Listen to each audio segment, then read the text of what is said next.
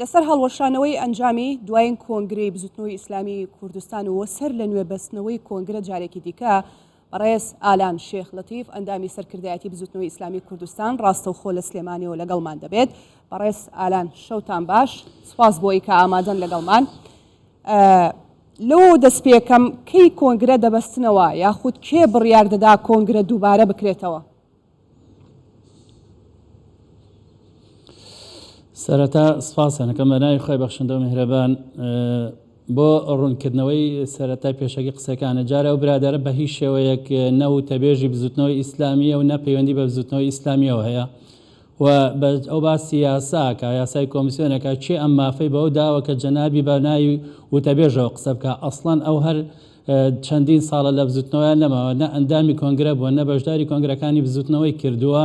هیچ مافو یاسایەکی نییە. سەر لەبەری ئەو قسانە هەر هەمووی دروستکراوە و هیچی پەیوەندی نە بە یاساوە هەیە و هەمووی دەمبەتاڵی و هیچ پەیوەندێکی بەم باسەوە نییە و بزوتنەوە لە 5/2 ئەم ساڵدا کۆنگرەی شەرعی خۆی بەستووە بە نوێنەرایەتی کۆمیسیۆنی بەغا، کۆمیسیۆنی هەڵبژاردننی عێراق، نوێنەری وەزارەتی داد، نوێنەری پارێزگا، هەر هەمووی بەشداری بووە. تەصحیحی بڵێن نەتیجەی کۆنگرەکە کراوە. شێخ عیرفان عەلی عەبدولعەزیز بەڕابەری شەرعی بزوتنەوە بە تێگەڕای ئەندامانی کۆنگرە هەڵبژێردراوەتەوە کە نزیکەی 450 بۆ 500 ئەندام بووە و پاشان ئەنجومەنی شورا هەر لە کۆنگرەیە هەڵبژێردراوە کە ژمارەیان 25 ئەندامە. ئێستا هەر هەمووی لە ناو ئۆرگانەکانی بزوتنەوەی ئیسلامیە کاری خۆیانەکەن و بەرپرسیارەتی خۆیانەکەن و سەرپەرشتی مەڵبەندەکان و مەکتەبەکانی بزوتنەوەی ئیسلامیەکەن. کەواتە ئەم قسەیە ئەم کۆبوونەوە ڕۆژنامەوانیە سەر لەبەری ڕەتەکەینەوە هەمووی بوختان و چاواشەکاریە. مامۆستا ئالان ئێستا کێ ڕابەری بزوتنەوەی ئیسلامیە بەڕەسمی؟ بەڵێ ڕابەری شەرعی بزوتنەوەی ئیسلامی بە پێی یاسا بە پێی دادگا کارپێکراوەکانی حکوومەتی هەرێمی کوردستان شێخ عیرفان عەلی عەبدولعەزیز ڕابەری گشتی بزوتنەوەی ئیسلامیە کە بە دەنگی ئاشکرای ئەندامانی کۆنگرە بە بەڵێ شەرعیەتی وەرگرتووەتەوە و بووەتەوە بە ڕابەری بزوتنەوەی ئیسلامی. ئەمە خاڵی دووەمیان ئەوەی کە بە ناوی بزوتنەوە قساکە جارە ئەو برادەرە و ئەوەی تەنیشتیشی ئەوانی تریش هیچیان نە ئەندامی کۆنگرە نە بزوتنەوە نە پەیوەندیان بە بزوتنەوەی ئیسلامیەوە هەیە.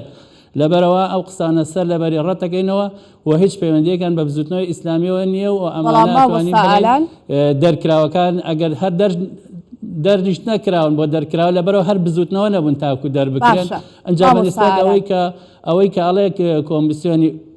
بەڵێ ئەڵێ کاڵێ کۆمیسیۆنی باڵا کۆمیسیۆنی باڵا مەسەلەیەکی کوردی هەیە ئەڵێ لە بێخەبەران کەشکەک سەڵاوات. ئەوە لە مانگی سێ بوو، لە مانگی 4 ئێمە نوێنەری شەرعی بزوتنەوەی ئیسلامی چۆتە بەغا. ئەو مەسەلەیە بۆیان ڕوون کراوەتەوە. دوای ڕوونکردنەوەی هەموو بابەتەکان و تێگەیشتنی کۆمیسیۆنی باڵای هەڵبژاردنەکانی بەغا لەگەڵ نوێنەری شەرعی بزوتنەوەی ئیسلامیە لە 4/6 سەر لە نوێجارێکی تر کۆمیسیۆنی بەغا مۆڵەتی ڕسمی داوەتەوە بە بزوتنەوەی ئیسلامی و شەرعیە دراوە بە کارەکانی بزوتنەوەی ئیسلامی وەکو حیزبێکی شەرعی لە هەرێمی کوردستانە کار و چالاکی ئەنجام بدات. مامۆستا ئالان بەڵام ئەو بەڕێز محەممەد بازیانی کە ئەو کۆنفرانسە ڕۆژناموانەی بەست با بڵێن ئێستا دوو باڵی بزوتنەوەی ئیسلامی هەیە و هەردوو باڵەکە سکاڵایان هەبووە لە کۆمیسیۆن و کۆمیسیۆن بەو شێوەیە وەڵامی داوەتەوە دەڵێ کۆنگرەکە دەبێت دووبارە بکرێتەوە چونکە ئەنجامی کۆنگرەکە ڕەت کراوەتەوە. کەواتە وەکو خۆشیان باسیەکەن ئەڵێ ئێمە دەمانێت بزوتنەوەی ئیسلامی بخەینەوە سەر ڕێڕەوە ڕاستەکەی خۆی و هەموو ئەندامێکیش بۆی هەیە بەشدار بێ لەو کۆنگرێدا. ئەی ئەم قسەیە چییە؟ بۆ ئەو قسەیەکەن بۆ کۆنگرێکی ڕۆژنامەی ڕاستی خۆیەتی چەند کەسێ بەڵێ بزوتنەوەی ئیسلامی لەسەر ڕێڕەوی ڕاستی خۆیەتی بە شەرعیەتی خۆی کۆنگرەی کردووە، ئەندامانی شورای هەڵبژاردووە، پاشان ڕابەری خۆی هەڵبژاردووە و هیچ کێشەیەکی نییە. وەکو باسیشم کرد ئەوەی کە ئەو تازە باسیەکە ئەوەی باسی 6 سێکە کە 8 مانگ لەمەوە پێشە و هەر ئەو کاتە لە مانگی 4 نوێنەری بزوتنەوەی ئیسلامی چۆتە بەغا لەسەرەوە بابەتە قسە کراوە. کۆمیسیۆنی باڵا هەر ئەو کاتە ئەم مەوزوعە کۆتایی پێهاتووە و سەر لەنێ لە دوای ئەم بەروارەوە لە 4/6 جارێکی تر بزوتنەوەی ئیسلامی لە کۆمیسیۆنی بەغاوە شەرعیەتی وەرگرتووەتەوە و ئیجازەی فەرمی پێدراوەتەوە کەوە هیچ کێشەیەکی یاسایی نە لە حیزبەکە و نە لە کۆنگرەکەیانە بۆ بەرەوەی مەسەر لە نێو ئەو قسانە هەمووی تۆمەتە هەمووی بوختانە ڕەتەکەینەوە. کۆنگرە ئەنجام نادرێتەوە بە هیچ شێوەیەک هەتاوەکو مودەی یاسایی خۆی کە 4 ساڵ جارێکی ئێمە کۆنگرە ئەنجام ئەدەین هیچ کۆنگرێک ئەنجام نادرێتەوە وەکو باسیشم کرد 25 ئەندامی شورا لە کۆنگرە هەڵبژێراون هەر 25ەکان ئێستا لەسەر کار و کردەوەی خۆیان لەسەر ئایشی خۆیان بەردەوامن هەر نۆ مەڵبەندەکەی بزوتنەوەی ئیسلامی لەگەڵ میحور و ناوچەکان و مەکتەبەکان هەر هەمووی ئیشوکاری ئاسایی ڕۆژانەی خۆی ئەکات و ئەم قسانە سەر لەبەری بەڕەتەکەین و هیچ پەیوەندێکی بە بزوتنەوەی ئیسلامیەوە نیە و هیچ ئەو برادەرە جارێ هەر ئەسڵەن ئەندامی بزوتنەوە نیە تا بەناوی بزوتنەوە ئەنجا باسی یاساکە بە چی یاسایەک بەناوی وتەبێژە بزوتنەوە وتەبێژی تایبەتی خۆی هەیە ڕسمی خۆی هەیە مامۆستا ئالان ئێوە وەکو بزوتنەوەی ئیسلامی سێهەم هێز بوون لە هەرێمی کوردستان بۆچی بەم دۆخەی ئێستا گەیشتون؟ بەڵێ دیارە بزوتنەوەی ئیسلامی هەر لە وەکو ئیشارەتت پێکرد سێهەم هێز بوون لە هەرێمی کوردستاندا ئەو یەکێکە لەو هێزانەی کە خەباتی کردووە لە پێناوی میلەتەکە چەکی شەرەفی کردووەتە شانی بۆ دیفاعکردن لە ڕەوایەتی میلەتی کورد لە سەردەمی ڕژێمی پێشووەوە بەدەیان و سەدان شەهیدی داوە لەو پێناوەدا و لە دوای خەباتی شاریش بەردەوام لە کۆنفرانس و لە پەرلەمان و لە هەڵبژاردن و انتخابات و حکومەت و وەزارەتەکانە ئەوەی کە بۆی کراوە بەشداری کردووە بەڵام دیارە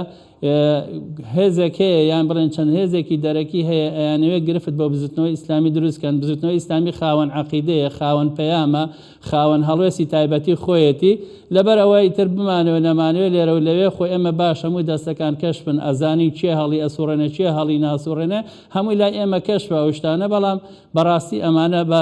بە زۆر بە سەراحەت ئەڵێم هەمووی خەیاڵ پڵاوە دوای خەیاڵ پڵاوی کەوتون و هیچ بنەمایەکی ئەسڵی نییە بزوتنەوە قیادەی خۆی هەیە شورای خۆی بڕیار ئەدا کە چی ئەکا و چی ناکە و ئەمانە لای ئێمە هەمووی ڕەفزە و هیچ ئەرزشێکیان نییە مەسەلەیەکی کوردیە ئەمە مەوزوعەکە ئەوە نییە خەمی بزوتنەوە بێ ئەڵێ مشتەی ناو هەمانەکە کوشتێتی ئەوە خەمی شتێکی ترێتی کە لە دەستی چۆ لە دەستی ئەچێ بە هەر ئەو بەناو کۆبوونەوەوانە ڕەت ئەەکەینەوە بە هەر حاڵە و کاکێ خۆی باشە زانێ مەوزوعەکەی چیەوە لە چەند ڕۆژی داهاتووە لەوا چێ با پەلە نەکەین بگەینە نەتیجەکان ئەوسا ئەزانین مەوزوعەکە چیە ئێوە هیچ وەڵامێکتانە بێت وەڵامی فەرمی لەسەر ئاستی باڵای بزوتنەوەکەتان هیچ وەڵامێکی فەرمیتانە بێ بۆ ئەو کۆنفرانسە ڕۆژناموانیە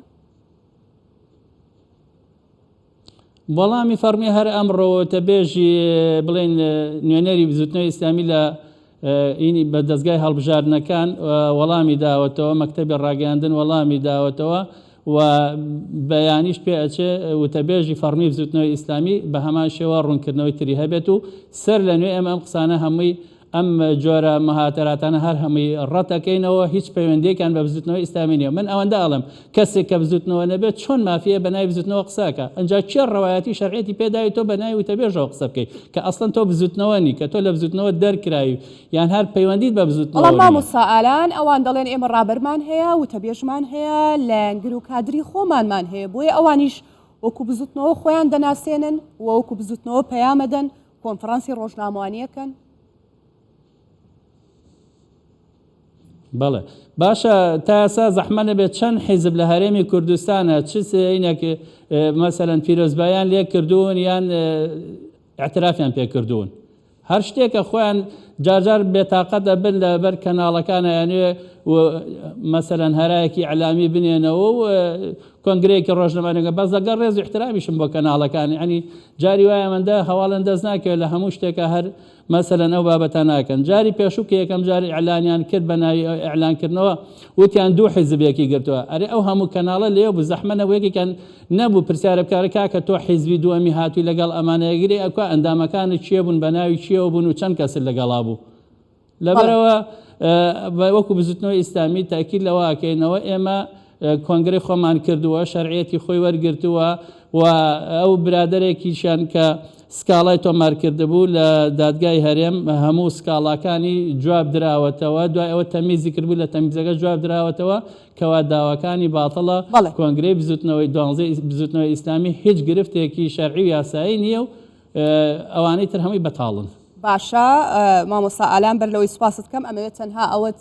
بۆ ڕاستکەمەوە کە باسی میدیای کوردستان 24 بکەم ئامادەن لەو جۆرە کۆنفرانس و کۆنگرانە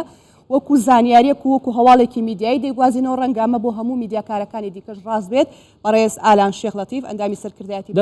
دەستان خۆش بەمەوەستم ئەوە نییە یەک دقە بام کێڵێن تەواو بکەم بام کەلیمێ تەواو بکەم مەبەستمەوە نییە کە نەیگوێزنەوە مەبەستامێ ئەوەیە پرسیارێکی ڕۆژنەمانیتان کرد ئەوڕێ کاکە ئێوەڵێن دوو حیزبین ئەرێ زەحمە نەبێ کاکە تۆ چەند کەس لەگەڵ تا هاتووە وەکو پرسیارێکی ڕۆژنەمانی بتکردا لێ یان لێتان کردایە چێ لەگەڵ تا حیزبەکە چەند کەسن ئێوە دوو حیزب یەکەگرن مەبەستمەوە نقطەیان بوو بەڵێ سپاس بۆ بەڕێز ئالان شێخ لەتیف ئەندامی سەرکردایەتی بزوتنەوەی ئیسلامی کوردستان کە بەشدار بووی لەگەڵمان. دەستخۆشیتان لێکەم زۆر سپاسانەکەم